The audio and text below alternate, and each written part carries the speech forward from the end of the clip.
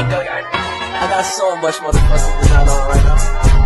Break it down, bring it down, make it clap. Break it down, old class, new block, we're right. Niggas on my line, and you know. Kalian mau KTP kalian berapa? Kartu KTP-nya 7 juta kalau lagi. Jurusan sosiologi dan ilmu sosiologi adalah dua hal yang berbeda. Jurusan sosiologi merupakan salah satu program studi dari suatu perguruan tinggi, sedangkan ilmu pengetahuan sosiologi adalah cabang yang mempelajari pengetahuan dari masyarakat secara keseluruhan. Nah, apa yang dipelajari yaitu individu, kelompok, maupun masyarakat itu sendiri. Mahasiswa sosiologi mempelajari teori sosiologi, metode penelitian, dan aplikasi sosiologi dalam kehidupan sehari-hari. Dan mereka juga mempelajari bagaimana masyarakat mempengaruhi perilaku manusia dan bagaimana manusia mempengaruhi masyarakatnya.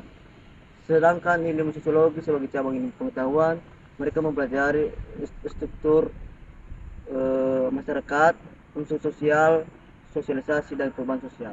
Oke, selanjutnya di sini saya akan membahas tentang apa sih manfaat ketika kita belajar sosiologi, apa ilmu yang kita dapatkan ketika kita belajar sosiologi. Yang pertama itu ada pemahaman tentang masyarakat, di mana sosiologi ini mengajarkan kita untuk mengetahui nilai-nilai sosial, struktur budaya, dan interaksi manusia dalam masyarakat.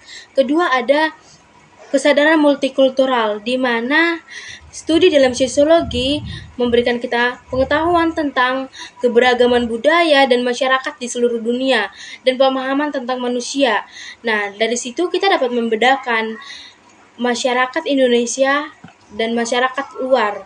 Kemudian ada analisis kritis, di mana sosiologi ini juga dapat melatih kemampuan kita untuk berpikir secara kritis, untuk mengetahui masalah yang terjadi dengan sudut pandang kita sendiri. Kemudian ada pemecahan masalah. Tadi kita sudah mengetahui cara kita melihat masalah tersebut. Sekarang kita dapat juga berkontribusi dalam pemecahan masalah tersebut.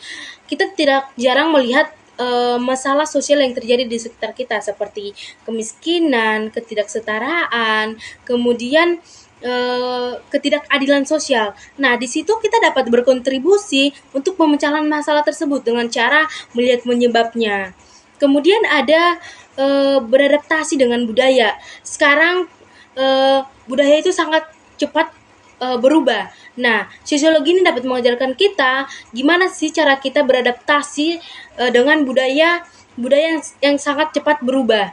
Kemudian ada berkomunikasi secara efektif. Sosiologi ini juga melatih kita gimana sih cara kita berbicara secara efektif, menulis, kemudian berkomunikasi dengan masyarakat. Karena sosiologi itu bukan hanya mengetahui tentang nilai-nilai sosial, budaya, kemudian interaksi dengan manusia, dengan masyarakat, tapi sosiologi ini juga harus bisa berkomunikasi secara efektif dengan masyarakat. Karena sosiologi itu sangat dekat dengan masyarakat. Kemudian ada perspektif global, di mana kita harus melihat dan dapat menganalisis dampak isu-isu. Selanjutnya ada komunikasi sosial. Studi sosiologi ini meningkatkan kemampuan kita berbicara, menulis, dan berinteraksi secara efektif dengan berbagai kelompok orang. Selanjutnya ada perspektif global. Memahami dampak globalisasi dan interaksi antar negara membuka mata kita terhadap isu-isu yang kompleks. Kemudian ada pemahaman organisasi sosial. Studi tentang institusi sosial seperti keluarga, sekolah, dan agama membantu memahami dinamika di dalamnya. Selanjutnya ada kesadaran politik. Kesadaran politik ini yang memperluas pemahaman tentang proses politik dan pengaruhnya terhadap masyarakat, memungkinkan partisipasi politik yang informan. Selanjutnya ada pemahaman diri.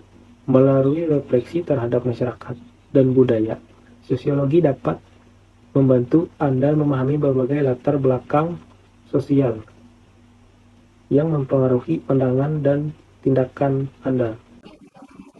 Iya, prospek kerja jurusan sosiologi. Lulusan jurusan sosiologi memiliki banyak peluang karir yang luas dan beragam.